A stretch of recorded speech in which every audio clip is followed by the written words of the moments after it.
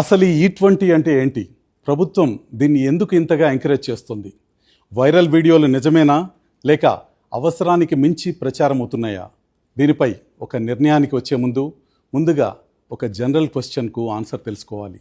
అసలు E20 అంటే ఏంటో అర్థం కాకపోతే ఈ మొత్తం వివాదం కూడా అర్థం కాదు. E20 అంటే 20% ఎథనాల్, 80% పెట్రోల్ కలిగిన ఇంధనం. Ethanol alcohol based fuel. ఇండియాలో దీన్ని ప్రధానంగా చెరకు, ఆహార ధాన్యాల నుంచి తయారు చేస్తారు. ఇప్పటి వరకు భారత్లో తక్కువ శాతం ఎథనాల్ కలిపిన పెట్రోల్నే అమ్మేవారు. కానీ ఇప్పుడు 20% వరకు ఎథనాల్ మిశ్రమంతో కూడిన పెట్రోల్ వైపుకి దేశాన్ని తీసుకువెళ్లాలని కేంద్ర ప్రభుత్వం లక్ష్యంగా పెట్టుకుంది. దీన్నే E20 పాలసీగా పిలుస్తున్నారు. ఈ E20 ఎందుకని ప్రశ్నిస్తే దానిపై ప్రభుత్వం 4 రీజన్స్ కోసమని చెప్తోంది.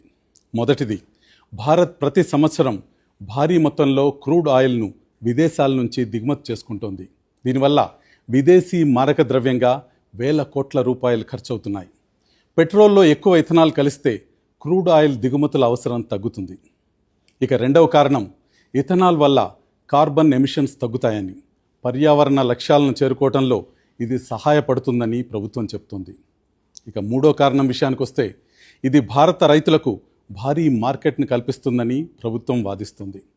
చెరుకు కర్మాగారాలు, డిస్టిలరీలు, ధాన్యం ఉత్పత్తిదారులు ఇథనాల్కు పెరిగే డిమాండ్ల వల్ల లాభపడతారని ప్రభుత్వం చెప్తుంది. ఇక fourth and final reason, crude ఆయిల్పై ఆధారపట్టాన్ని తగ్గించడం ద్వారా భారత్ దీర్ఘకాలిక ఇంధన భద్రతను మరింత బలోపేతం చేసుకుంటుందని ప్రభుత్వం వాదిస్తోంది. ప్రభుత్వం దృష్టిలో ఇది అందరికీ లాభదాయకరమైన విధానం. అందుకే దీన్ని ప్రోత్సహిస్తున్నామని ప్రభుత్వం చెప్తోంది. అన్నీ సానుకూలంగానే కనిపిస్తున్నాయి. మరి వివాదం ఎక్కడ మొదలైంది? విమర్శకులు చెప్తుంది ఏమిటంటే, సమస్య ఎథనాల్ కాదని, E20 అమలు చేసిన విధానంలో ఉందని వారు అంటున్నారు. వెహికల్ ఓనర్స్ వెర్షన్ ప్రకారం ఇప్పుడు భారత రోడ్లపై తిరుగుతున్న లక్షలాది వాహనాలు పూర్తిగా పెట్రోల్ లేదా చాలా లో పర్సెంటేజ్ ఎథనాల్ కలిగిన ఇంధనం కోసం మాత్రమే తయారయ్యాయి.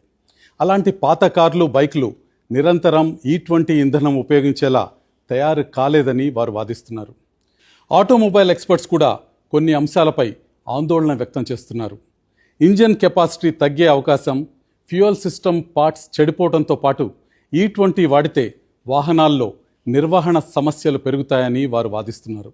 అయితే E20కి మద్దతిస్తున్న వారు మాత్రం ఈ భయాల్లో చాలా వరకు అతిశయోక్తులేనని, మిగిలిన సమస్యలను తయారీ సంస్థల మార్గదర్శకాలు, కొత్త టెక్నాలజీతో అధిగమించవచ్చునని చెప్తున్నారు.